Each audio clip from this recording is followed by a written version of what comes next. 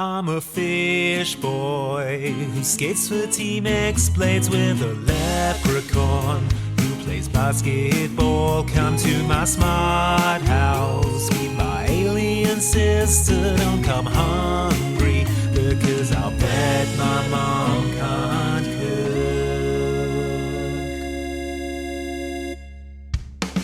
Hello and welcome to Mom Can't Cook, a DCOM podcast. I'm Luke Westerway, one of your hosts, and I'm revved up to talk about today's movie with my co-host. Here they are.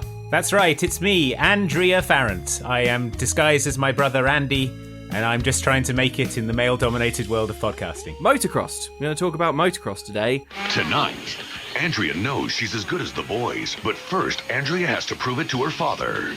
I want you to start concentrating on things that 15-year-old girls should be concentrating on, and that does not include motocross. Now, Daddy's little girl is one of the boys. Andy Carson, 125 Pro. It's Disney Channel's original movie, Motocrossed.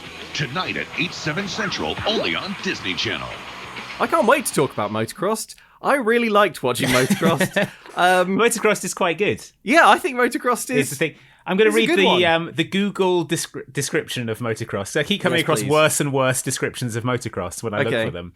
Here is the Google description of motocross. All right. Andrea decides to take Andrew's place in the race after he meets with an accident. Finally getting a chance to hit the racetrack, she decides to give it her best and wins the first place. I mean, spoiler alert.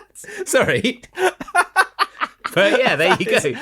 That is an absolute disaster of a description. Okay. Thank you, Google. I'm going to do a better job of introducing you to Motocrossed, okay? There are a few fine. things you need to know about Motocross. One, it's a sports movie about the sport of motocross, and it is about a young woman called Andi, and she is trying to use disguising herself as her brother, to make it in the male-dominated sport of motocross. Now, you probably don't think that that's the kind of thing that Shakespeare would write, but you're a wrong idiot, because this film borrows from and, dare I say, builds upon the work of Shakespeare, specifically Twelfth Night. Shakespeare was ahead of his time in a lot of ways, and including motocross bikes in Twelfth Night was just one of the ways in which he presaged future society. Do you remember the bit in Twelfth Night where Feste jumps, gets like sick air over Orsino? Yeah, when Feste gets the bolt shot. Yeah.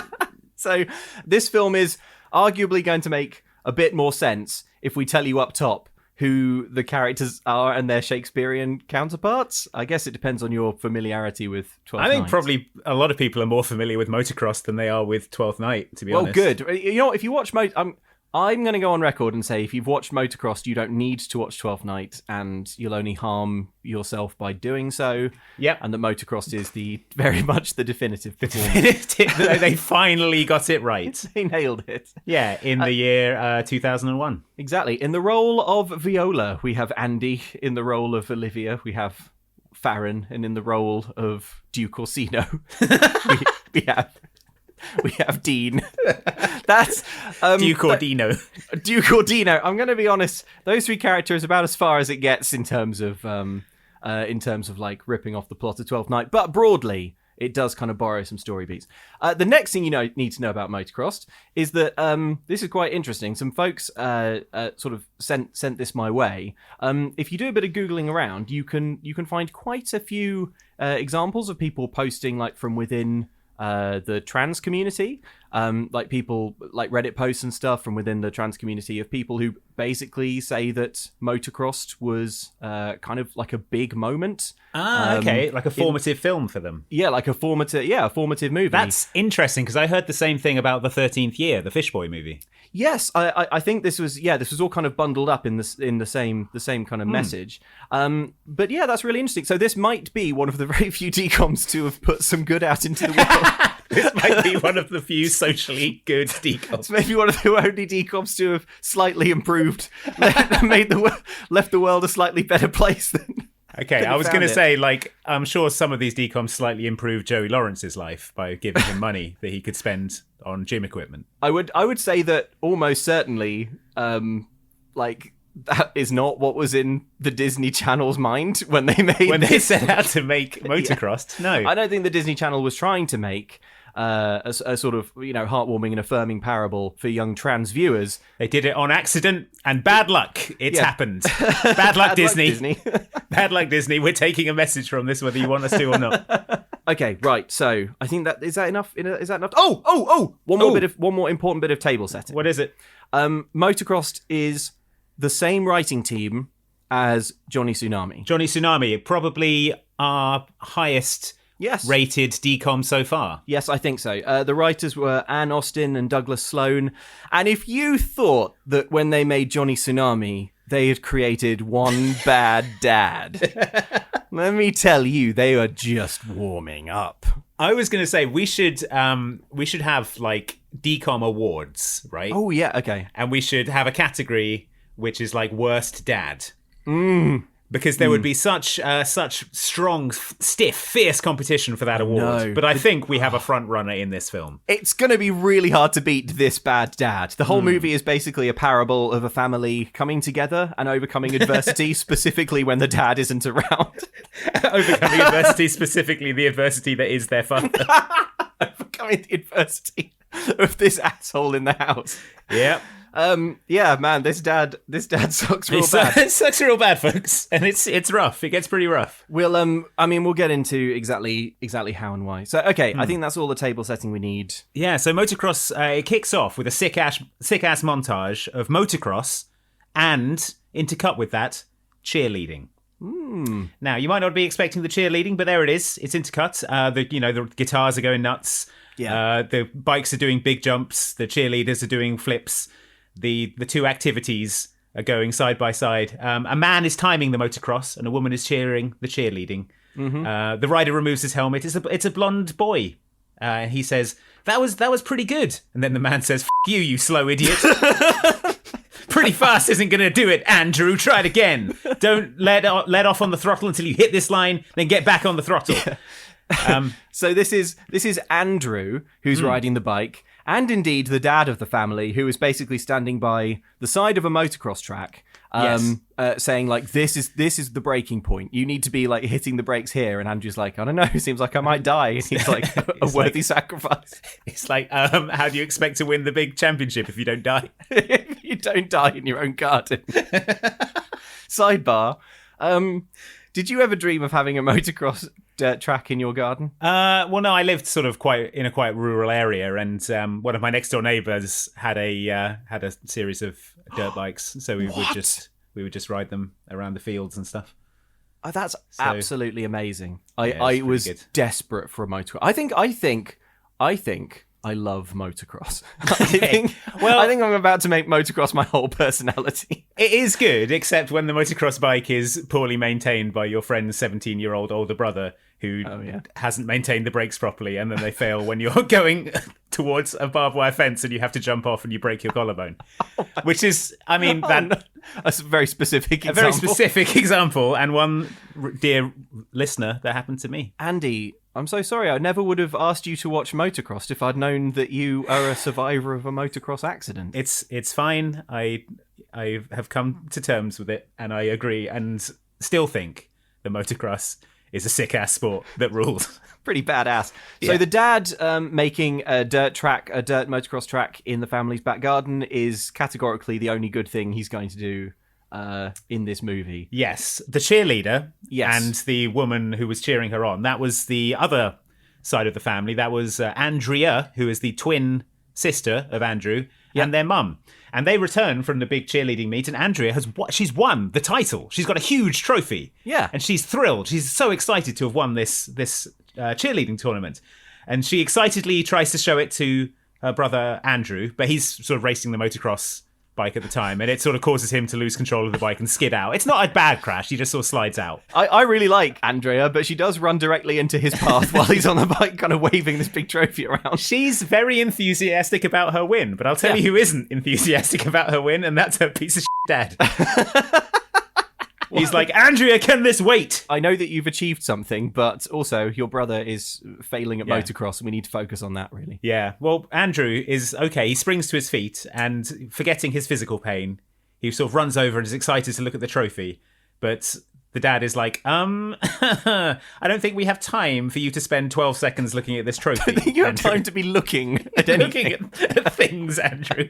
I'm going to put your blinkers back on. Going back in the isolation helmet. Too many of your senses are being tickled with non-motocross. Too many distractions, Andrew. This trophy is too shiny. It's distracting my sweet boy. How's he supposed to get his breaking point later and later and later? But Andrew is like, wouldn't it be okay if I took a little break? And the dad is like, we've been through this, Andrew.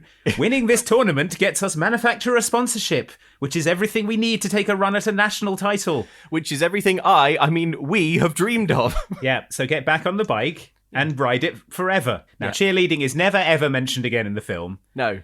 Andy has no cheerleader friends, no practice that she should be at. I guess if she's winning trophies, she must be, like, practicing at quite a high level. Yeah, but she's won it now. Cheerleading's over. Oh, is that it? Is that how sport works? You do it until you win the trophy and you stop. She's come home having 100%ed cheerleading and she's ready to start. She's ready to start getting the platinum on motocross. She's like, right, tick on cheerleading. Done. Look at the board. There's like baseball, soccer. Yeah, tick, tick, tick. Got all those. She's got like right, NBA trophies and stuff on the wall. Esports, right. Better start maining Diva in Overwatch. Finally get rid of my StarCraft computer. It's time to focus on the only remaining sport, motocross. So, yeah, there is another son. He's called Jason. Yes. He's in the garage working on an engine. So he's like an engineer type guy. And he's sort of timing himself, trying to put engines together. Fun So fact, that's his this is young Matt Murdock from the Daredevil movie. Young Matt Murdock, or are you Young just Matt- affectionately calling him Young Matt Murdock? No, this boy does not play Matt Murdock. That's fine, Ben fine. Affleck. The Daredevil movie. Right, sorry, with you. In the Yes. Daredevil movie, this young boy is young Matt Murdock. He's only in it at the beginning. He gets run over with a load of acid or whatever happens to Daredevil. Yeah, someone throws a load of acid in his eyes and face. It's a pretty tight introduction to the whole family. So like the dad used to do motocross himself. He used to be into racing. You would think that he would be over the moon at the concept of having two children who were into motocross and skilled at motocross, because it would double his odds of winning anything. Yes, but the other thing he's extremely into is the gender binary. Yes, So- he is. Yeah, he is a honking great misogynist, as we are going to find out. Traditional gender roles are his motocross now. Yeah, he's Going for the trophy. he's going for gold, and by God, I think he's going to get it. So they're trying to sort of say nice things about Andrew's practice at dinner. They're like, "Oh, you're very fast out there today, Andrew." And then, without letting anyone else answer, the dad's like, "Yes, imagine how fast he'll be if he's out there every day until the first race. When I was racing, I got up at dawn and I raced until it was dark, and I liked it." Do you like it, son? And the son's like, and the dad's like, wait, before you answer, Andrew. He says, I'm not trying to make you do anything you don't want to, except drive motorbikes from dawn until dusk. Until you die in a motorbike accident. You've made it quite clear you don't want to drive motorbikes as much as I'm making you drive motorbikes. Just after the dinner, Andrew is in his room, and Andrea comes up to talk to him, and he's like, wish I could have been there to see you do your thing. And this is where it becomes apparent that Andrea is also into motocross as like an enthusiast level, because she's been reading like the motocross magazines, and she's like, the new issue's here. It's got a really cool article about it, etc. Yes. So it's McGrath, I think. I don't know much about motocross, but McGrath is a famous one of them. Oh, good. I think there's a McGrath in this film somewhere. Oh, well, as an actor or as a character? Like as a cameo, like one of the drivers, I think, in one of the races. I think Travis Pastrana is in this as well as like really? Like one of the drivers. Yeah, I think so. Oh wow. Which is cool. But yeah, the parents are off into town for the day, and this is an opportunity for Andrea to get out on the track on the motocross bike, because she can only do it when the dad is away, because if he were to find out, by God. Yeah, I mean, the dad is a barely contained ball of white hot rage. They're gonna do a race. They're gonna have 12 laps and see who is the better motocross rider. Yeah. So they're having a sick race. Andrew is just behind Andrew. She's doing stunts, but she can't shift gears properly, because on a motocross bike you shift gears with your foot, and her boots don't fit. She's having to borrow the larger boots of Andrew, so she's not able to shift as quickly and efficiently as she should be able to. But she does get ahead of Andrew, who then tries to overtake her, and in his eagerness to overtake his sister, he hits a bump, goes crashing through a fence, and badly hurts his leg. Henry, are you okay? I've got written down here that when he crashes through the fence, it looks amazing. I think it's the best stunt I've seen in a decom so far. Easily. It's amazing. It's a sort of just like a low white picket fence, like you'd imagine in front of a house. And he goes through it sort of sideways without touching the ground and smashes through it. It's really good. I think like just generally in this movie, all of the motocross stuff is shot really well. You can always kind of follow what's happening, even though it's just a bunch of like noisy bikes in the mud. Yeah. Do you think... is there an argument to say... and I'm just putting it out there as a sort of like question mark. I'm running up the flagpole. Okay. Do you want to salute? Let me find out. Is it possible that Andrea is trying to break her brother's legs? You think she got out there earlier and like greased the track or something? Well, look, they get in a race. He has this accident, and it comes quite hot on the heels of the scene where she jumps out of a car in front of his motorbike waving a trophy around, so he has to swerve. So this is the second attempt. Yeah. I think she did that and was like, damn, his leg survived. I'll get him on the track when Dad's away. And there's, a deleted scene where she pushes a refrigerator out of an upstairs window onto his leg while he's relaxing in the garden. But he gets up to answer the doorbell at the last second. Yeah, that's an interesting theory. I mean, that really recasts the whole film in a different light. The problem is, the problem with this theory is that the brother and sister, Andrew and Andrea, get on really well and have a really genuinely sweet and supportive on-screen relationship that you do not see a lot in kids' media. You know, there's not a lot of like siblings that like each other. They actually get on, yeah. And but just like annoying little sister or like bratty older brother. Yeah, exactly. But they're really, really nice to each other. Well, what do you think of this theory? Yeah. Andy goes crashing through the fence, dies of his injuries, and the rest of the film is his neurons firing one last time. Here you have it, folks. Here is the point. Here's the point.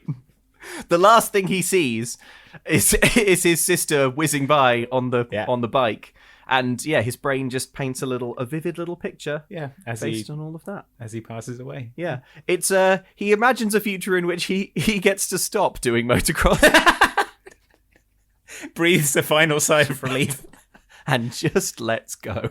Yeah. Well, it's okay because actually he's not that badly hurt. His leg isn't broken, but it is hurt. Yes. And he won't be able to ride the bike. The dad is, of course, furious, apoplectic, and he says that this is all Andrea's fault. Mm-hmm. But Andrew is, as you say, supportive. He's trying to stick up for his sister. He's like, "You said I should be out there every day, Dad." And the dad is like, "With my supervision." Yeah, I'm the only one who's allowed to make you crash through fences. Yeah, right. Also, he and his sister were racing. That's the point. The whole thing he's been saying to his son is, you're not ready to race with the pros. And here he is doing a motocross race.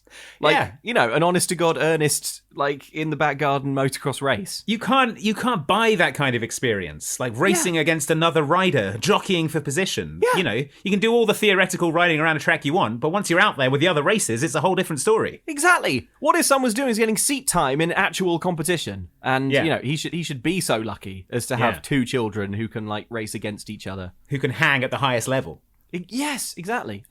In this scene, which takes place kind of in the lobby of a hospital, the mum is not really acquitting herself particularly well. If you when I say watery smile, yes, that's what the mum is doing, because the dad's like, "You shouldn't have been on a bike, daughter. And son, I'm disappointed in you as well for obscure reasons. And I'm disappointed in this whole family." And the mum's just like... Throughout the movie, the mum says, like, many times, she's like, "Oh, your father is the man of my dreams. Oh, your father, I love him. Oh, you, I love you." And it is absolutely not backed up by anything she does or any of the emotions she expresses throughout the film. When the dad walks off camera, he must completely drop his whole personality and basically sweep his wife up in his arms and go, "Oh, darling." Oh, Geneva. Oh, Geneva. For incredibly, that is her name. Yeah. Well, the very next scene is the next in the list of utterly wild things that this dad does. He walks into the kitchen and he's like, well, family, I'm off unannounced to Europe to meet some European motocross riders. The family is like, I'm sorry, what? You're doing what? Like, well, someone needs to ride that bike, and all the decent US riders have signed to other teams, so it's off to Europe for me. Off to Europe I go. I'm gonna, I guess, just walk around motorbike dealerships and say, where in Europe? Where? I'm going to Europe. He says he's off overseas. It's even more. We find out later it's Europe. He's like, well, I'm off to overseas. Yeah. All right. Well, South Korea has a pretty huge motocross scene. I'm going to go there first, see if anyone wants to come back and live in my house. Yeah, that's right. The children say, but Dad, our team is called Carson Family Racing. Maybe there should be a Carson on the bike. And Dad is like, well, unfortunately, there aren't any non-injured motorcycling capable children in this house. Well, Andrea is like, I could do it just until Andrew's leg heals. And the dad says, Andrea, this isn't a joke. Yeah. Now be serious. I'm off. I'm off to Taiwan, where I think they've got motocross. I'm going to wander around the track and see if anyone wants to come back to America with me. Now, here's what I do know about motocross, and it's not much. I'm pretty sure America is the epicenter of the motocross scene, right? Like, you have a dirt track in your garden. You are living in like the motocross hub. If you can't go to the next town and find a pretty good motocrosser, you're not going to have any more luck in like Spain or something. Yeah, he's like, oh, here I am in rural Tuscany. Maybe I'll discover the next great motocross sensation. The plane tickets to get to wherever he's going probably costs several motorbikes. Well, that's the thing. Is like, oh, this team is struggling for money. We need that. We need that manufacturer sponsorship. Otherwise, we won't be able to do it. Anyway, I'm off on an honest to God weeks-long tour of Europe. Anyway, $2,000. I'm off to New Zealand. I think they've got pretty big dirt tracks there. It's utterly I'll scour wild. the world looking for a pretty good boy who's motocross. The rider is essentially ballast. What's incredible about this, as you've pointed out, is that it's kind of established in this scene that the dad knows that Andrea is good at motocross. We've not really at this point seen Andrea do much motocross, but the dad kind of makes it clear in conversation with her that like he knows that she's good at it. Yeah, he says it's partially his fault for letting her ride for so long. Which, Andrea, I appreciate the fact that you want to help, but this isn't a joke. Who's joking? I can do it. Yeah, Dad, you've seen Andy. She rips. I know she does, Andrew, but this is the pros. But Dad, you... Andrea, look, I realize this is partially my fault for letting you ride as long as I did, and for the life of me, I can't figure out what I was thinking. But, and I want to say this again, okay? I want you to start concentrating on things that a 15-year-old girl should be concentrating on. And that does not include racing motocross. But Dad, you need my help. No, what I need is a real professional rider. I don't even know where to start. where with to that. begin? I think this is a very well characterized, like, toxic masculinity father figure who cannot express himself emotionally. Because when he leaves and he says goodbye to his kids, he's like, he goes up to Andrew and he's like, take care of yourself, my man, and like gives him like a bro grab. Yeah. You know, and the other son is like, I love you because you're young enough that it's not weird. Yeah. It's very well observed, I think. I love you, little one. Yeah. I'll be that's sad fine. when you become too big for me to love you. And then to Andrew, he's like, yeah, you, I'm leaving. He's like, don't you dare go near a motorbike. I'll know. I've rigged them with all sorts of traps and sensors. I've sprayed woman repellent all over the seat. Anyway, now to say goodbye to Andrew, smashes beer can on his forehead. Does a keg stand. Ooh. See you later, my man. I just made a note that in this scene, the dad has an enormous notebook in his shirt pocket and he looks like a total It's to write down all the Venezuelan motocross riders he's going to see. It's the big book of Chinese motocross. He's gonna scour the world like Carmen Sandiego. Where is he now? Also, as we'll find, once Dad leaves the house, he becomes essentially unreachable. Yeah. So he's clearly not told anyone where he's going. Where in the world is the dad? He's in a city famous for its carnival. Where could it be? Here's Dad on top of the pyramids. Have you seen anyone ride a bike up this or something? Maybe a motocross rider will be up here. No, again. Dad lifts up corner of Easter Island head. No motocross riders one under here either. Yeah, so he's off. He's off to Europe and he's out of the picture for a while, which is good because he sucks. Yeah. However, soon the family receives some brutal news. Brutal news. And that is that the motocross tournament that they are primed to compete in, that Andrew was going to compete in, and now the dad is scouring the world for a replacement rider for. The date has been moved up. Well, the first race is on the coming Saturday, and if you miss the first race, you can't qualify for the cup. Yeah, and they say, how random is that? Doesn't seem that random to me. I think you should probably have to do all the races if you want to get the cup. But they can't tell the dad because he's left the first hotel and no one can get a hold of him. Yeah, he's an international man of mystery. He's left at Everest Base Camp and he's struck out for the summit. And they can't get a hold of any of his base crew. Yep, he's somewhere in remote Micronesia, through the undergrowth, looking for undiscovered motocross riders in the wilderness, hacking through the jungle with a machete. The fabled lost motocross rider. What's this in the mud? A motocross track? Still warm. I'm close. The only remaining unsigned boy motocross rider in the world. Oh, this one's a girl. Oh, all right, no. The search continues. Okay. But yeah, Andrea feels like it's up to her to fix things because she still feels responsible for Andrew being injured. Because she did it on purpose. Yeah. There's no way Dad's found someone yet. Doesn't matter if we did, because he'll never make it back in time. Clearly, it's up to me to fix things. Why is it up to you? Because it's my fault. I mean, Dad quit his job to dedicate his time to racing. Look, I told you already, this is not your fault, okay? Look, will you just admit it? If it wasn't for me, you would be upstairs right now packing for the first race. You think I can do it? Do what? Race. For the cup.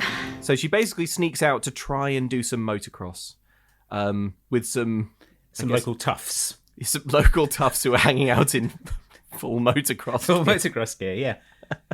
These old randos. They should probably have moved up a league or something by this point, but they're just kind of hanging around by a track. Yeah, hanging around by the motocross track. Yeah. And they are appalled to see a girl approaching. Yeah. She races hardcore against the boys, but she still can't shift properly in those borrowed boots. Yep. And one of the bad boys shoves her off the track.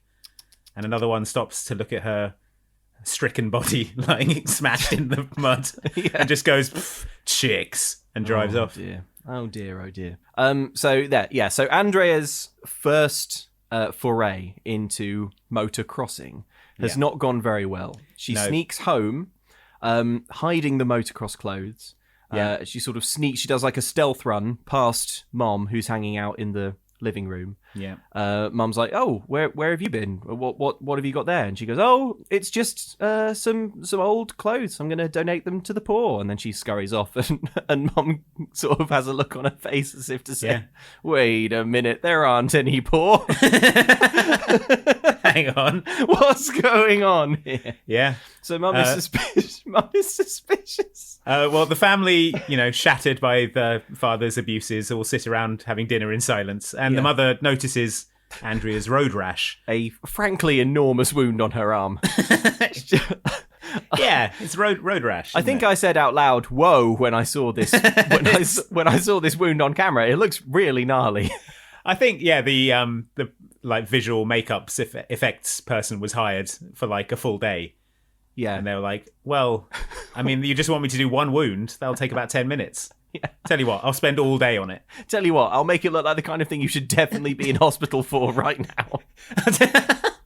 Make it look like we're not going to be able to save this arm. It looks this will have to come off. It looks like she's like accidentally leaned against an electric sander or something. It's really gross. Andrew is like, oh, you can't hang with the men's. And that's when Andrea looks critically at her hair.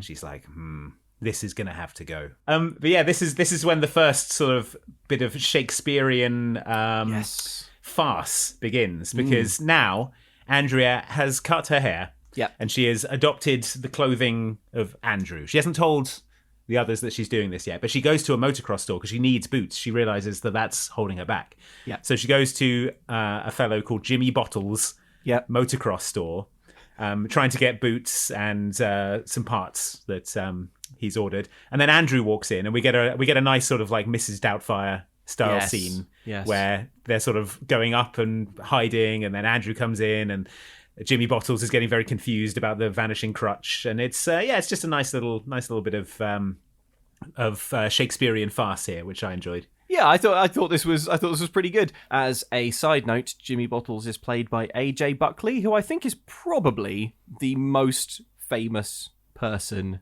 in this film. Yeah. What's he done since? CSI New York. I think that's what he's most famous for. He plays like a Navy SEAL.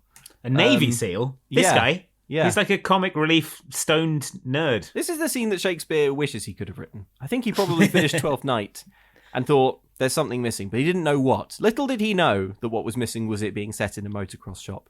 Little did he know that Viola should have gone into a motocross shop and tried to buy some boots.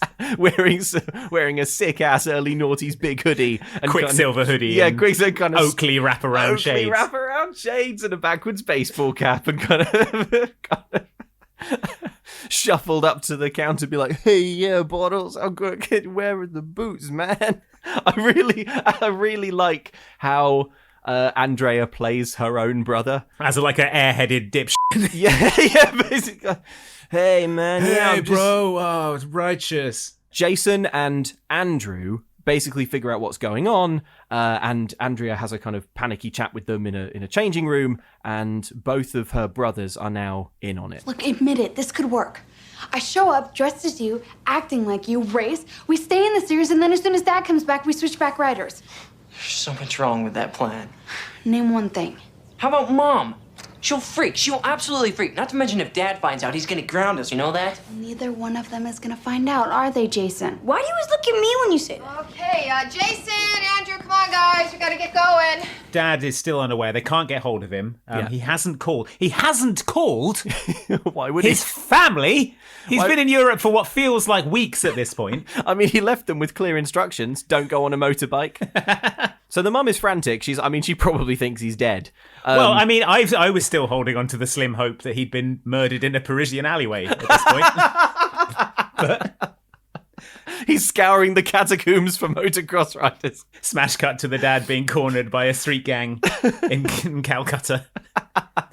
Basically, this is where the mother discovers what Andrea is up to quite early on, because Jason, the youngest brother, he sings like a goddamn canary. Yeah. He tells everything. And Andrea's plan to go to the race, she was going to get a lift from Jimmy Bottles and leave like super early in the morning so that her mother wouldn't know. Her mum knew that something was up, and she's there on the drive at like 5 a.m. waiting. Yeah. And she's like, no, not on my watch. Her mum probably knew something was up, because Andrea's cover for going to the motocross race was, "I'm going to the mall to meet my friends, and I'm going to do so at 5 a.m. I'm going to leave at 5 a.m. I'm going to leave at 5 a.m. You got to get to the mall at 5:30 if you want to get those bargains at Dress Barn. Oh, I mean, all the good wraparound Oakleys will be gone by 8. So yeah, all the double XL Quicksilver hoodies will be gone. You'll only be able to get medium and large. Yeah. Oh, there's one other plot detail that we forgot to mention, which is that Andrea has a pair of NSYNC tickets. Yes, so they arrived at the same time as the brutal news about the tournament. Yeah. But just file that away. Just file that away in your mind. She's got 5th row tickets for NSYNC, which is very exciting. That's just outside the splash zone, I think. Yeah. So she's most distressed about Andrea's hair. She's like, first thing, we're off to the salon to see if there's anything they can do with it. But Jason, in his childlike wisdom, is like, "Mom, why won't you let Andy race?" And she's like, "Well, because girls don't race motorcycles. It's just not done." And then Jason is like, "But in school, they were teaching us about women's rights." Mom, why won't you let Andy race? Because girls don't race motorcycles. Well, they do, but not with boys. It's just not done. But in school, they were teaching us about women's rights. And Mrs. Cabison was saying that today, there aren't any jobs that women can't do, and how great it is that we've come so far and everything. So, I guess I don't understand why Andy can't race. I mean, she's as good as those guys, right? I don't want to talk about this. Go upstairs, make your bed. But then a brief shoot of self-respect pushes its way to the top of the mother's mind. It's because Dad's been out the house for the longest he's been out. For the last 15 years. Yeah. And she's like, oh, Geneva, don't even go there. Yeah. Don't even allow yourself to dream. Don't even allow yourself to dream that you would let your daughter compete in the sport that she is so good at and loves so much. She's like, don't even go there. Don't even allow it. Don't. She's like Hawkeye in the Avengers in the alley. Don't give me hope. Don't. She goes to the garage to see Andy, and she's like, do you want to do this because you feel guilty for Andrew's accident, or is it something you really want to do? Okay, explain something to me. Is this all because you feel guilty about what happened to your brother, or is this something you really want to do? Which one will get you to let me go? I think in this scene is the best line of the movie. Andrea thinks for a moment and she says, which one will get you to let me go? Which I think is a really bad answer. Yeah, I think that's a really neat line though. It's like, how do you have Andrea say that motocross is her whole heart without her saying, I really want to do motocross and stuff. I thought it was nice. I also think, I haven't checked the times, but I think it kind of hits at roughly the same point in Johnny Tsunami where the titular Johnny Tsunami says, sometimes those waves you're facing in life, they don't look like waves. Wow. They've probably got the format down. It's like right at the 23-minute mark. That's where you have a bit of sage advice. Yeah, we need a little bit of heartfelt kind of family wisdom here. It's good though. It really works. And they really deliver. So now it's kind of the opposite of Hawkeye, really, because Hawkeye's whole family is dead, but the whole family is coming to life. Within the absence of the dad. In the absence of the dad, they have immediately congealed into an emotionally communicative, extremely effective motocross family team. It's amazing. They turn up at the racetrack. They made it in time. Andrew goes up to the sign-up table. Another rider notices her green nail polish. Yep. Oh, we should say she is in disguise again as her brother. She is. I don't know if we made this clear, but she has cut her hair short into a sort of like 90s sort of. It looks extremely crispy. If you were to touch it, it would be crispy to the touch. I think it's hilarious that Mom is like, first thing we do is go to a salon and see if they can fix this absolutely incredible hairstyle. This badass Captain Marvel haircut. Yeah, you look absolutely dynamite. Let's see if the salon can do anything to fix it. The salon can ruin this. Do you know that trope? It's a brilliant trope where a woman in a movie or a TV show has long hair and they sort of momentously cut it short, and they kind of gather all the long hair up and then they like cut it off with a knife or scissors, and then there's a cut like in the editing, and then a really, really good short haircut kind of just falls down in the mirror. Yeah, and it's been like texturized and properly graded. It's shaved in various points on the side. It's all kind of chopped in, and it looks really, really kick-ass. Geometric shape, yeah, beautifully styled. This is like this is the platonic ideal of that. It's a really cool hairdo. She's quick. They say, I see your green nail polish, and she's like, oh yeah, it cuts down vibration in the bars and reduces arm pump. Which is good. Good answer. Yeah, she's off to the first race, and the testosterone is thick. This is an angry group of violent motocross men. Yeah. The race kicks off, and Andy gets stuck in the gates because I don't think she's competed with a gate start before, which is where the gate sort of drops down in front of you and you ride over it when the race can start. So she revs too early, she pulls forward and gets stuck in the gate. She has to extricate herself from that. It's a disaster for her. She starts the race at a huge disadvantage because of this gate problem. She manages a few laps, and then she actually gets lapped and fails to let the lapped bike through, which is pretty bad because it's a pretty bad, an egregious violation of race protocol. Yeah, you're now etiquette. endangering the leader's race. You know, he doesn't deserve that. But the leader does get frustrated and smash her off the track. Yeah, which is also not cool. Yeah. So you know what? I thought she would win this first race. I mean, I get what they're doing. You know, it's the climb, isn't it? But yeah. I think it's great that she didn't. But my kind of like conditioned by DCOMs being generally sort of lazy, the shortest distance between 2 points. I kind conflict free. Yeah, I did it. I won. Yeah, I won easily. I won easily. There we go. And now I guess for the rest of the movie, warring sorcerers will appear. In floats Mystic Max. But yeah, she's finishes last, and she's upset. Yep. And the mum is like, well, of course you'd never beat those guys first time out. You just need to finish this race and the next one, and you'll have accomplished what you came for. Yeah, because she's all she's really supposed to be doing is showing up, competing in the races, while we wait for Dad to get in with his Antarctican motocross champion or whatever. Yeah. But of course, Andrea, she's a born champion. Like motocross, you know, she's got winnings in her blood. Yeah. She's got petrol in her veins. Yeah, she won't settle for last. So she's devastated to have not performed as well as she knows she can. And it's at this point that we are introduced to a few more very important characters. Basically, there are two kind of parallel motocross competitions happening. There's the 125cc motocross and the 250. Yes, that's right, and the 250cc. So if you've played Mario Kart, you know what this is about. You get the idea. Yeah. So you know, different power in the bikes. Andrea is competing in the 125cc, but the standout champ of the 250cc is a spiky-haired naughty hunk called Dean Duke Orsino. Imagine a young Gary Busey. Oh, that's harsh on lovely Dean. I know. Dean is such a sweet boy. Dean, he races for Henderson's racing team. Art Henderson's racing team. They are bad. He has a huge crush on the daughter of Art Henderson himself. Farrin. Olivia, if you're following the 12th Night illusions. Sure. But yeah, so we are introduced to these characters as we go into the second race. And in the second race, Andy is doing a lot better. She gets the whole shot. What could that possibly mean? I don't know, but they say it a lot in this film. It means you go Richter at backdoor. Yeah, she's shredding it so righteous. Yeah. But whatever the whole shot is, it's good. And Andrea is leading the race, but Barrett, who you'll remember from the first race, shoves her off of her bike again, and she gets effed up this time. So she's out again, presumably last again, because she crashes. Yeah, I guess so. But yeah, she's annoyed. She goes for a walk to let off some steam, and she watches Dean Talon race, and she's impressed. Well, who wouldn't be? I mean, this is Dean we're talking about. Oh yeah, he's got it all. Crispy hair. A motorbike. I mean, he looks a lot like Andy's brother, and also like Andy.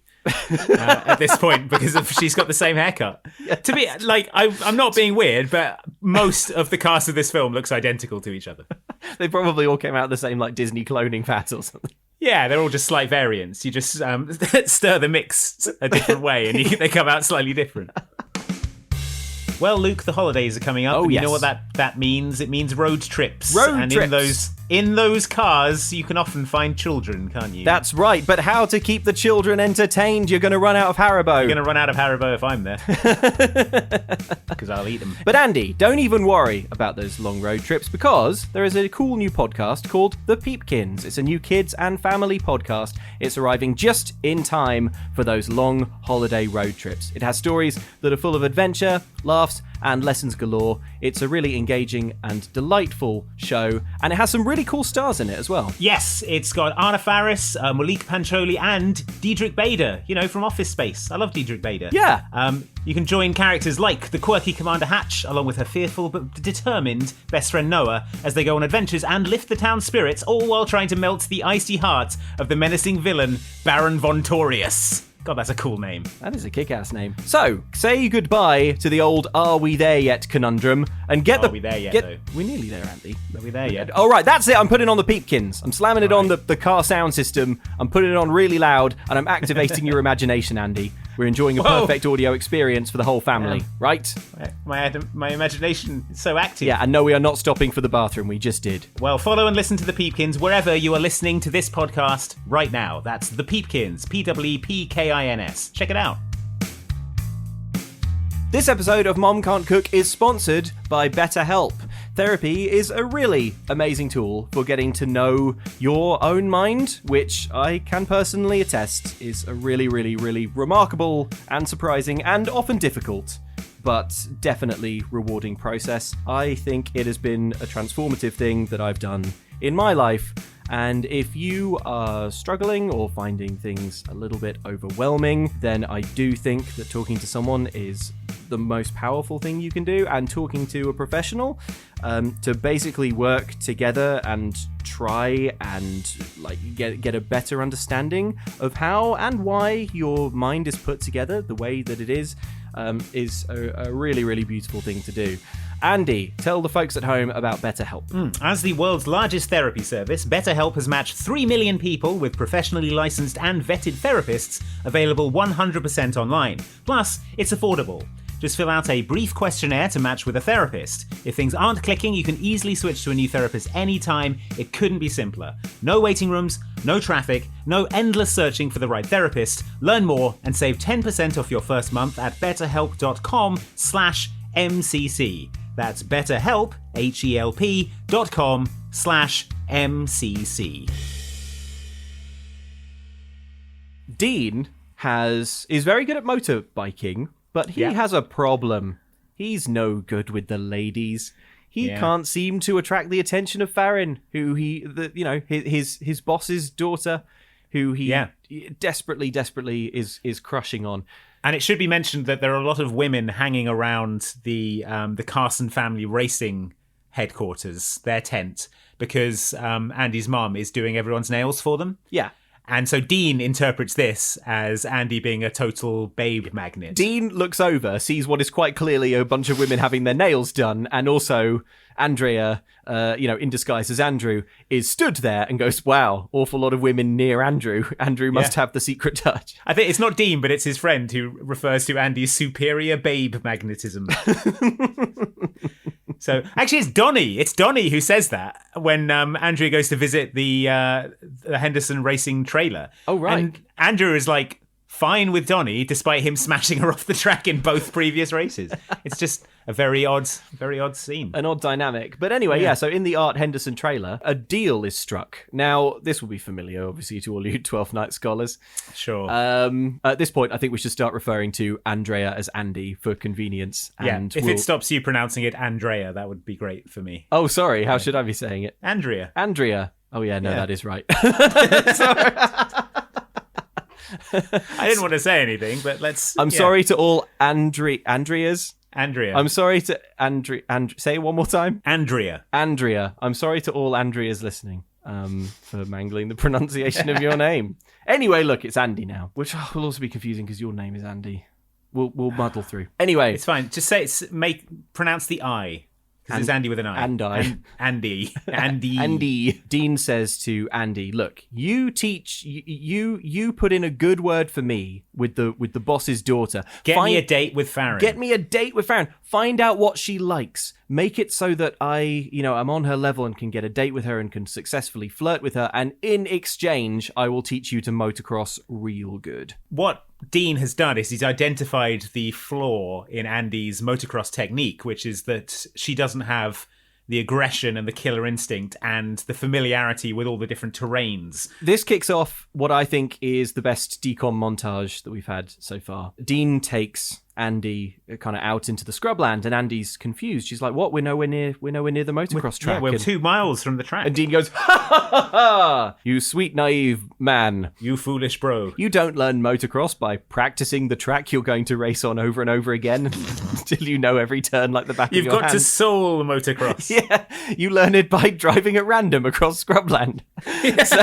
So I can kind of see the logic. It's like you need to be able, forget your racing line when there's a bunch of other racers on the track. You need to be able to like adapt. The music is like, it just feels right when you and me are together doing 6 stunts. It's the Juliana theory, real band from the noughties. Okay. This isn't even from a stock music library. Oh, it's a real song. It's a real, yeah, it's a real song. But yeah, Andy is like, oh my God, he is so cute. I know. And I mean, come on, it's Dean. It's Dean Talon here. Imagine young Gary Busey. So anyway, brilliantly, this montage ends with them driving around for ages. Yeah. And then Dean sees a big lake, and he's like, "Hey, let's take our shirts off and jump in the lake." She's like, "Oh, how beautiful. Wait, men can't appreciate beauty. I mean, how cool is that?" And Dean is like, "Well, we didn't come up here to just look at it. Come on, Carson, let's take our shirts off and roughhouse. Let's take our shirts off. Let's take our shirts off and frolic in the water like pros." Like pros. So Dean rips his shirt off. Obviously, Andy wants to get in that lake, but, can't disrobe. So she basically says, you have to know, by the way, that all the way while she's in disguise as her brother, she's kind of lowering her voice and she's doing like a voice like this, dude, bro. Oh yeah, bro. I think it's cool. I think we should roughhouse in the lake. Oh, I'm gonna come get you in the lake. And she basically runs into the lake fully clothed. And the montage closes out with them basically flirtily splashing and play fighting in the lake. And it's like bros. Yeah, it is the greatest cinematic experience. So that's good. That relationship is developing. Meanwhile, it turns out that like this tournament is apparently residential. So the mum and Andy are like living at the racetrack in a hotel. And meanwhile, Andrew and Jason, they're still at home without their parents. So they're sort of eating raw spaghetti because the brother can't cook. So the name of this podcast is good, actually, because someone can't cook in it. And that's a joke. That's a funny joke. We'll get to them. You're going to have to take charge, Andy, because what I wrote down here was the montage is where I stopped writing down funny things and accidentally got swept up. Got swept up in the movie. Okay. Honestly, there's 20 minutes where I genuinely just started watching Motocross, like just enjoyed it. Yeah, with my hands over my mouth going, well, the drama. Well, what happens next is that Andy is looking to set up Dean. She bumps into Farron at the hotel. Farron drops her stuff. And Farron is like, "It's okay, I'm on a post-shopping high. I kind of lose myself." And Andy is like, "I get it." And Farron is like, "You do? But you're a man." And then Andy's like, "Oh, yeah, I saw a thing about it on the Learning Channel." So, she's sharp. Yeah, exactly. Covering expertly for nearly giving away. That she understands shopping. the thing that women get, where they lose their minds once they've shopped and are in a trance for hours afterwards. Yeah, exactly. That thing that is real. A little bit of Farron characterization is happening here. She likes fancy designer clothes. She does not like motocross. No, well, so Andy is like, why won't you go out with Dean? And she's like, because he wears motocross clothes and he's interested in motocross and he is a motocross rider and likes motocross. There is nothing I like about him. I want a guy that's dedicated to me, not to motocross. Yeah. So... And Andy's like, yeah, I mean, sure, but don't you think it's cool how dedicated he is and also how great he looks when he takes his shirt off and jumps in the lake? And like how he's like a young Gary Busey. And she's like, no, I want a guy who's dedicated to me. So Andy delivers this brutal news to Dean. She's like, she's just, she's not that into you, bro. He's like, I could be a vapid idiot. I can change my whole personality. She's like, you don't want to be that guy, man. You want to, and he's like, no, I can do it. But he's going to keep up his end of the bargain. He's like, tomorrow I'm going to work you till you can't get out of bed. So, that's good. Yeah. Decom writers look to camera. Then it's round 2 of the tournament. So I'm not sure what this tournament structure is, where you can come last in the first 2 races and still be competitive, but apparently that's what's happening. But Andy has a new aggressive attitude and the skills to back it up. Dean is watching her race, and Andy achieves the incredible position of 7th. But is pretty good, because it's I think there are only about 8 people in the race or so, but it's sort of middle of the pack. It's pretty good. Yeah, I guess that's true. But yeah, we get a little update on the dad. He's still not had any luck finding any Europeans. But then So he's going to space. he's tunneling into the earth to find a race of previously undiscovered Morlock There may people. be a species of mole man down here. They won't have seen a motorbike, but they may be male. They're blind and deaf, which makes them the perfect motocross rider. No distractions. Crucially, they're boys. I mean, there are vestigial nubs that I have chosen to interpret as genitals. The mole men say they have moved past concept of the gender binary, but I really think once I get them up to the surface, But I've put this one in Oakley's and a Quicksilver hoodie. I'm imagining Monty Mole from Mario Kart. Like what? Oh, God. Okay. So anyway, so that's what's happening with Dad. Yeah, and Andrew says, knowing him, he'll just turn up with someone without even calling. Which is, your own family members are talking about you like this. This guy's the worst. Yeah, the dad is the worst. But crucially, he's not there, so things are still going well for everyone. So Andy really wants to hold up her end of the deal and get Dean a date with Farron. She's conflicted about this, of course, because she wants a date with Dean because of the way he takes his shirt off and jumps in the lake and is and frolics and roughhouses. And frolics and roughhouses. However, she likes Dean so much that she just wants Dean to be happy. And Mum is like, wow, you got it bad. And it's at this point that Andy remembers that she might just have a way of making things work between Dean and Farron. Yeah, if you remember those NSYNC tickets that we talked about earlier, Andy has established a sort of elaborate Derren Brown-esque psyop to trick Farron into going to this NSYNC concert with Dean. No way, dude. No way are you getting me to go to an NSYNC concert. I don't care if the tickets are 5th row. You guys have NSYNC tickets tonight? Dean does. And get this. He's actually trying to convince me that they have a couple good songs. Dude, I'm thinking this guy's been roosted one too many times because those guys are just like... Wait, do you have anybody to go with? Well, I guess not. I like to imagine what they would have had to do if Farron hadn't have taken the bait and they had to basically walk back past her again going no, really? Will no one take these NSYNC tickets? 5th row? Oh, I was sure it'll be an incredible night, but I, being a bro, don't like NSYNC. Maybe you could find a girl who'll want to go with you. It's always interesting to see how different adaptations of Twelfth Night stage the NSYNC scene. This is an interesting one, yeah. An interesting framing. But anyway, it works. Crushing for Andy. Yep. But good news for Dean. And we're heading into the day of the final race. If Andy finishes top 2, she might podium. I'm still not clear on how someone who came last, then 7th, then something can be in the top 3. I suppose it really depends on how consistent the other races in this series have been. True. Also, possibly there were some races we didn't see where she came 7th again and again and again. If she's been consistent and she's picking up points, I guess it's theoretically possible if everyone else is DNFing all over the shop. Yeah, true. The shattered bodies of the other motocross riders being stretched away. Yeah. She's the only one who finishes and somehow still comes 7th. Hooray! Yeah. But yeah, it's the final race of these qualifiers. She's neck and neck with Donnie. You remember the racer from the earlier races who knocks her off the track. But she does win. She comes in 3rd overall for the day. And the mum and Andy are ecstatic. It's a real high point in the movie. They're so happy. And a real point in their relationship. Yeah. Incredible. They could not be happier. They've bonded together. They've achieved this thing together. What could be more wonderful for a parent than to watch your child achieve their dream, something they've worked so hard at, and to see all that hard work pay off and to know that you were there and that you helped them. There is nothing that could ruin this moment. No. Oh, wait, the dad's back from there. With a face like thunder. Oh my God, thunder is exactly what I've got written down. Right? A face like thunder. He looks like he's just come face to face with his family's killer. He's Honestly, I think the dad, the actor who plays the dad is going way too hard facially in this scene. He's like, he's standing there hand in hand with a mole person.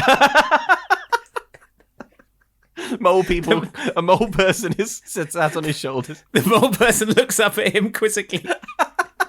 Why do you humans war?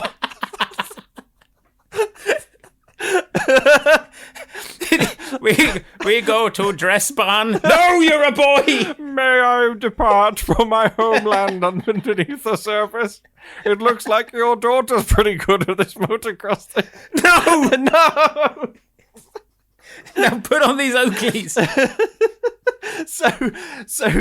So Dad is like sort of filled with white hot rage, barely contained. He's practically vibrating with anger, and he's like, "We'll talk about this at home." I mean, obviously, the dad is not happy to find that she has indeed kept the family in the racing game. He feels that he will be the laughing stock of the racing community because it's all about him. Exactly. There's more great face acting because obviously Andi, she's devastated by this confrontation with her dad, and you know, it's heartbreaking for her as well because, you know, Dad's basically sort of slamming the brakes on her dreams. There's a scene where Dean comes up to Andi to basically congratulate her. And go, you know, hey bro, you know, good job on the race. Andi, who is played, I suppose we should shout out, by Alana Austin, does this absolutely brilliant bit of face acting where she's like in floods of tears and just whips round and in one moment is like, hey bro, yeah, pretty cool, pretty sick race. It's very good. But yeah, Dean can tell something's up. He's like, oh, don't let the other guys see you like this. It could get ugly. Don't let anyone see you crying or you'll be mobbed. Or you'll be killed. But yeah, he says, thanks for hooking me up with Farron. Oh, you the man. You the man. This is like the lowest point for Andi because her crush with Dean has come to nothing. In fact, through her own workings, Dean and Farron are now an item, and her dad is stopping her ever doing motocross again. Things could not be worse. Or could they? Because Dad has an ace up his sleeve. The doorbell, it's the next day, the doorbell rings. And who's this at the door? Why, it's René Cartier, the sexual French motocross rider. So just sexual Frenchman René Cartier. We should say as well, before this door answering scene, the night before, the dad is furious. He sent his children to bed, and the wife is talking to him, being like, "Do you think maybe it's okay if your daughter does motocross? Don't you think you're being a little bit hypocritical, letting your son take all of these risks, but not your daughter? She's entirely capable of competing with the boys, you know." And the scene ends with the dad just kind of looking thoughtful, and you wonder as the audience member, I think Dad's been given a lot to think about here. Food for thought there for I Dad. think perhaps Dad's about to turn the corner. Then, ding dong, who's this? Hello, I'm René Cartier, the sexual French motocross rider. A disgraced motocross rider who Dad has an accent that is it's going on a rail tour of Europe. It's backpacking its way around. René sort of like basically barges his way into the house. He kisses Andi on the hand. Kisses the mum on the hand. Kisses the mum on the hand. Everyone's immediately grossed out by René, the disgraced motocross rider who Dad still thinks is preferable to his very, very capable and good daughter. Apparently, the dad has not mentioned the fact that René Cartier is A, going to be their new rider for the rest of the season. Why would he? B, that he will be living here in their house. Yep. And C, that he will be putting his mouth on all of you, I guess. So the dad is like, now René, my precious sweet sexual Frenchman, he needs to rest and relax. So I don't want any of you children of mine.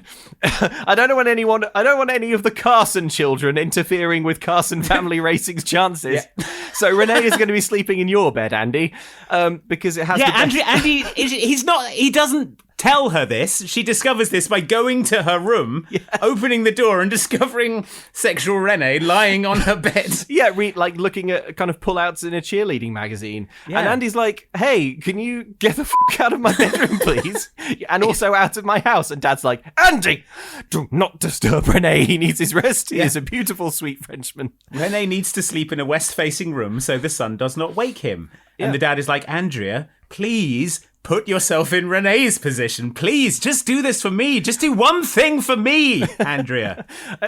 Andrea, of course, has done something for Dad, and that's keep his crappy business afloat while he goes out hiring disgraced motocross riders. So another alternate title for this podcast would be Dad Can't Parent. I think that would be good as well. Dad should leave. As a side note, Andy says that if Renee doesn't get out of her face, there's going to be a WWF SmackDown. That was good. Which is a choice line, and also because this movie is that old. Now that makes me think of suplexing a panda because they had to change the name of WWF. Yeah, it's the WWE right? now. Yeah. Yeah. But yeah, Andy discovers that Renee has been fired from 5 separate teams for being an asshole, for being awful, for being the worst ever, and on the Dad's grand whirlwind worldwide search. And Dad's like, wait, what's that? You're not currently represented by a motocross team, and you're a boy? And come to my house, sleep in my child's bed, bully my children. Male, you say. So in a series of short household scenes, we basically see Renee destroying his motorbike by revving it too hard. He tries to kill Jason. Yeah, he nearly runs him over, and he's like, "Hey, you want some more?" Yeah, and the Dad is like, "Seems good." And Dad is like, "He is a boy, though." So yeah, there's a heartbreaking mother-daughter moment here where Andrea's mum comes up to her and hugs her, and she's like, "Oh, we made a good team," and Andrea's like, "Thank you for believing in me." Yeah, and the Dad is sort of watching this out the window, and he's like, Those women are interfering with Renee's light that he can't see. You're blocking the sun. Can you keep it down? Renee is trying to meditate. Renee might hear you and it will wake him up. Andy is washing up and Renee comes in and he says, "Oh, I see you have finally figured out where you are most useful to this family." Yeah.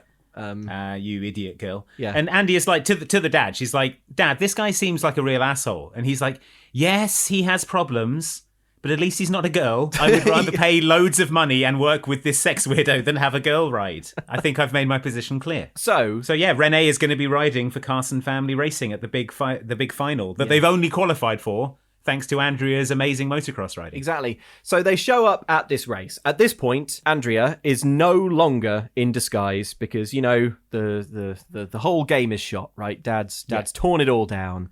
It's whole shot. And meets Dean. Undisguised. And Dean is like a wooga. Yeah. His eyes go all big like Sailor Moon and he's like, "I love you." Yeah. Immediately smitten, of course, because, and he's like, I feel like I know her. I feel like we've roughhoused in the lake. But yeah, after the first race, which Renee does win by violence, Andy and Dean are they're flirting over the bike.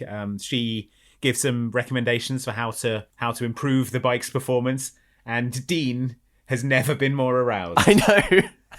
Dean is like, you understand motorbikes? It seems like the shine has come off the Farron romance because she doesn't know bikes. Yeah.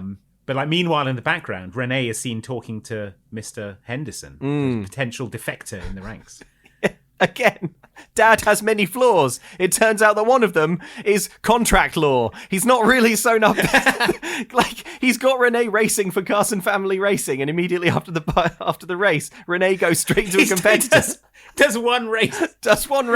And a competitor's like, "Hey, you seem pretty handy on a motorbike. Do you want to race for me?" And Renee's like, "I absolutely do." Well, Andy confronts Renee about this meeting. She knows firsthand that Henderson doesn't let competitors into his trailer. What were you talking about Henderson about?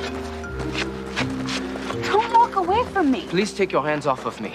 What were you in the Henderson's trailer for? It's none of your business. Now back off. Look, okay, I'm not going to back off. You may have my father fooled, but I know exactly what you're about. So once again, I'm going to ask you. What's going on? I caught him in the Henderson's trailer. It looked like they were making some kind of deal. I just thought it might be nice to see how a real team operates. So he was showing me around their trailer, that's all. Oh, please, you are so making that up. I know for a fact that Art Henderson doesn't do that. Andrea, we have no reason to believe Renee is lying about something like that. And the Dad's like, I think I'll take Renee's side on this. Yes. Go and apologise to him.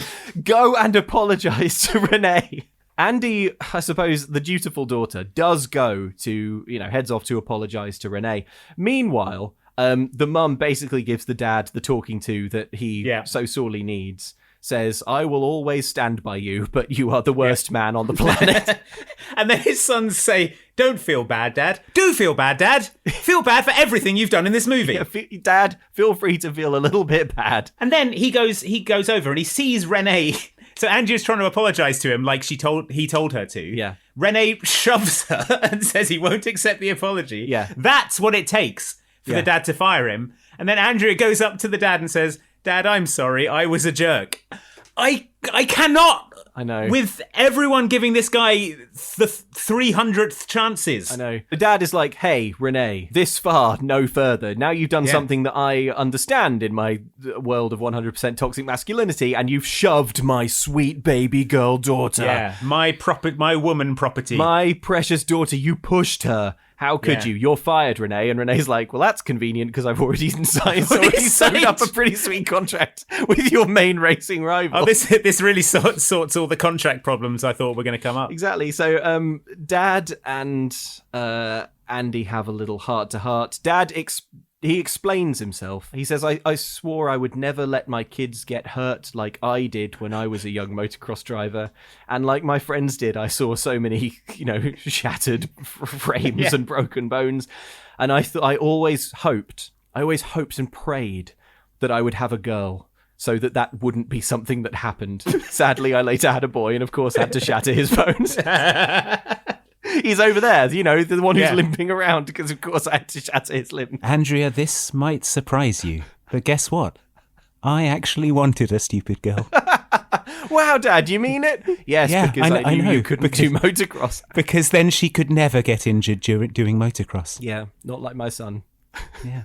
Who I will, of course, have to pressure into My son, into this leg collapsing sport. Who sounds like a bag of marbles whenever he stands up. So at the end of this heart-to-heart, where Dad comes round, he says the line that every daughter wants to hear from their father: "You're our only hope. We need you healthy." And the whole family helps to put the bike back together. They all decide that they are going to, one last time, put Andrea in disguise as her brother. Yeah, they're going to race one final time. Also, Dean and Farron have broken up, and Farron has immediately moved on to Renee, the sexual French motocross. It's literally been 10 minutes. Renee has seduced Farron. All right. His sexual magnetism. I have a note here that I cried when they put the bike together, but I was...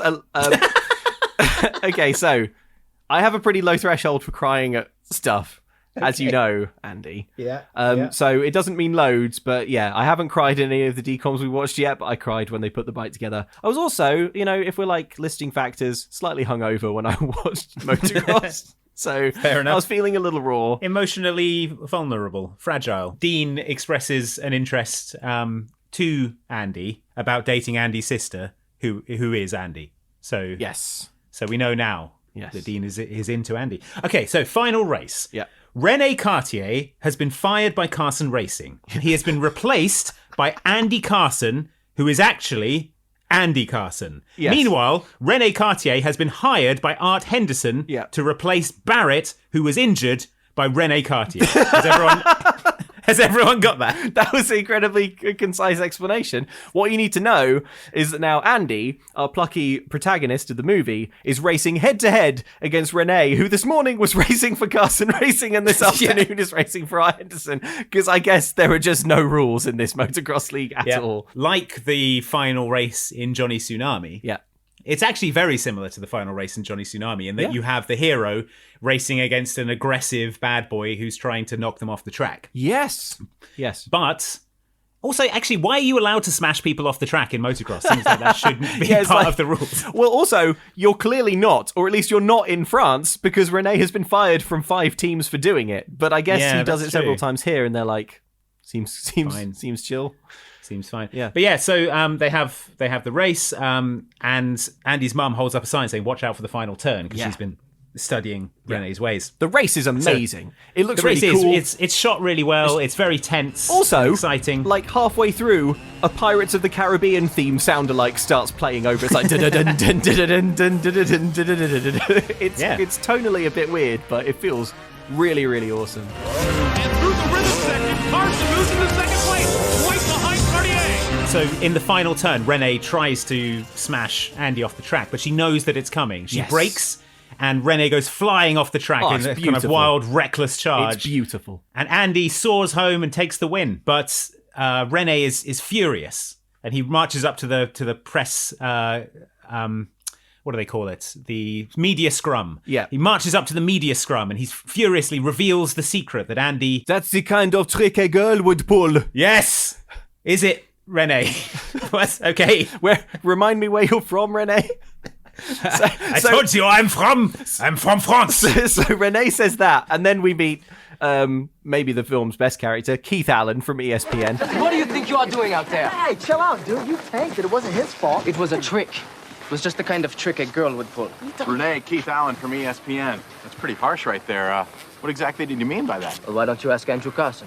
All right. Well, Andrew. No, the real Andrew Carson. He's right behind you. And then there's kind of a little argument about the rules, because the mum walks up with a notebook. She says, I've read the rules of motocross. And in the rules of motocross, it does not say that girls can't do motocross. Girls can't compete. Also, she registered as Andy Carson. Yes. And that is her name. Yeah. Although it is spelled differently. Yes. So I don't know if that would actually hold up. Yes, and now to be fair, like, it is technically the same name, but I think anyone would say that the spirit of the rules are that you enter a particular person regardless of the name. And, like, to be fair, you're not really sure which way this one's going to go. It seems like probably the organisers are going to have to take this back to their headquarters, chew over it, maybe like talk through maybe watch some replays of the race, see exactly what happened. But no, Keith Allen from ESPN is like, that sounds like it's going to take a long time. I'm going to call this. So he turns to Andy and says, hey, Andy, what's it feel like to be the first woman to win a major motocross event? And Andy's like, oh, cool. I won then, I guess. Good. Yeah. I won then, I guess. And then Barbara Rollins, who is the executive vice president of the manufacturer who's putting on the tournament, comes over and is like, hello, I'm a woman. Yeah. And I think it's good that she's won, and the whole team is getting a contract. It's Nurse Roberts from Scrubs, if you watched Scrubs. So Rene storms off sexfully. Dean storms off regretfully because he feels like he's been tricked. He's aghast. He's like, I trusted you, Andy. I told you stuff. I really like that. I told you stuff. It's like, okay, we get it, Dean. You were talking about your genitals and stuff, and I told you of all the stuff that goes on. I told down you that there. weird thing with my bum. I showed you that weird thing in my bum. I showed you that with bro to bro. Can you tell me what's going on with this? Show me yours. Is it normal? Does this look all right? Anyway, so Dean is upset and he's hurt, and I remember I looked at the runtime at this point. I was like, wow, they've got 2 minutes to resolve this Dean issue because things seem pretty bad here. Can they bring it home? But yeah, so it cuts to the family at home. They get their check from the manufacturer, and the mum's like, we've got to hire a 250cc rider. And there's a boy outside who thinks he's up to the job. And Dean is out there and he says, hey, Andrea, I hear you're looking for a 250cc rider. Also, this is great for Dean because this way he gets to continue dating his boss's daughter, which seems to be like his goal. It seems to be his goal. So yeah, Dean and Andy go off and they do some cool motocross, and there's a big slow-mo jump, and it's freeze frame. I think it would have been so choice if it had ended with Dean slamming Andrea off the track to win at any cost. There was one lesson I deliberately held back from you, Andy. I deliberately trained you wrong. Win at any cost. Yeah. And the dad is like, hey, you made the cut. I like the cut of this Dean's I like the way you ran over my daughter. I've learned nothing. So yeah, so that is Motocrossed. That's basically the end of the movie. There's a small what a great movie. There's a post-credit scene where the dad is dragged underground by more people and tortured and killed for his crimes. He's publicly executed. Yeah, I mean, they're more progressive in terms of like gender stuff, but not in terms of public execution. Not in terms of being pulled apart by horses. You mole people seem real progressive. I wouldn't think you would pull me apart with your mole people horses. You would think so. And yet here we are. Yeah, pull! This close to the core of the Earth, the gravity is much stronger. You will be pulled quickly in half. Oh my god, it's Mystic Max. He comes down here sometimes to train. Until his powers are strong. Okay. So Yeah, so that's it was a Motocrossed. good movie. It was about 100 times better than Now You See It. I think Motocrossed is really freaking good. I put a little asterisk next to the bit where Keith Allen is like, what does it feel like to be the first woman to win a major motocross event? Because that was pretty lazy, because with a bit of cursory Googling, I found that, in fact, there have been like all-female motocross leagues kicking off since like the 70s. Oh, okay. TV and film actress Casey Rogers, who had a fairly major role in Bewitched, if you're aware of that. I am. Actually established and organised the Women's Powder Puff National, a weekend of racing for girls and women only.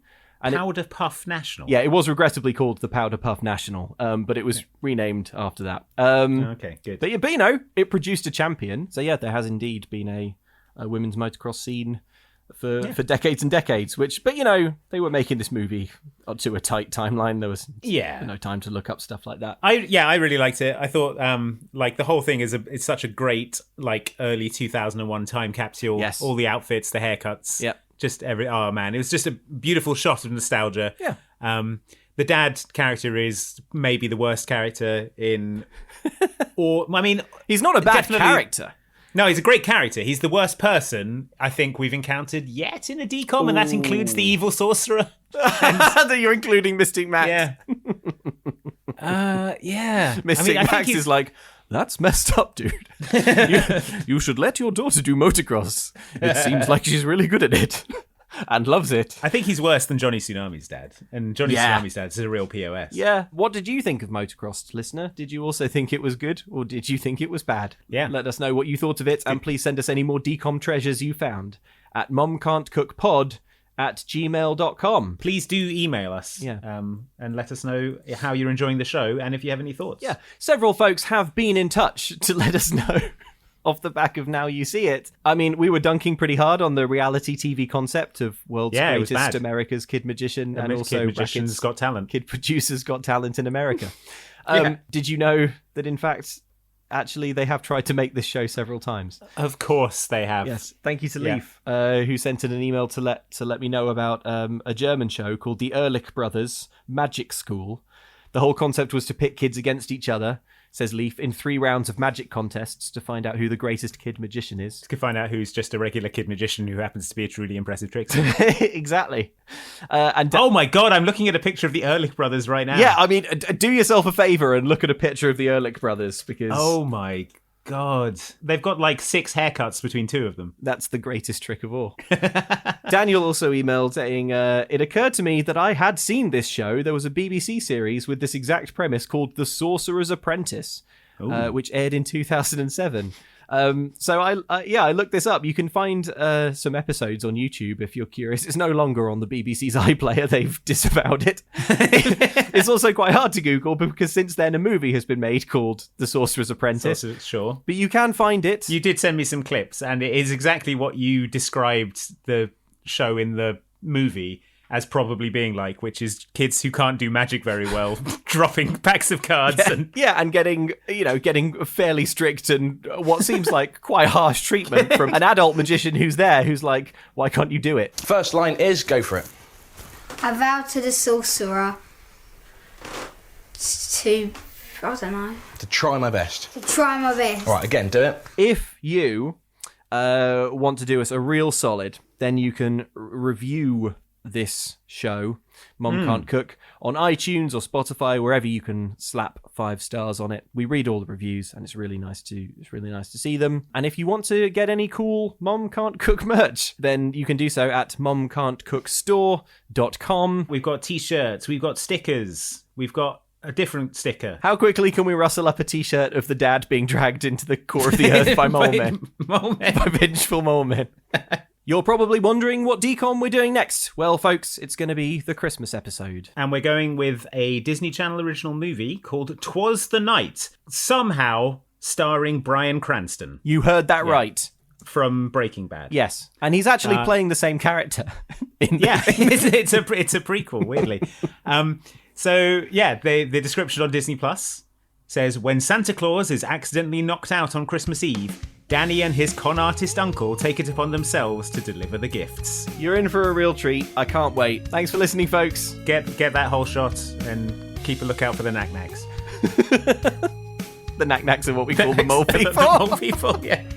We are the knack-knacks.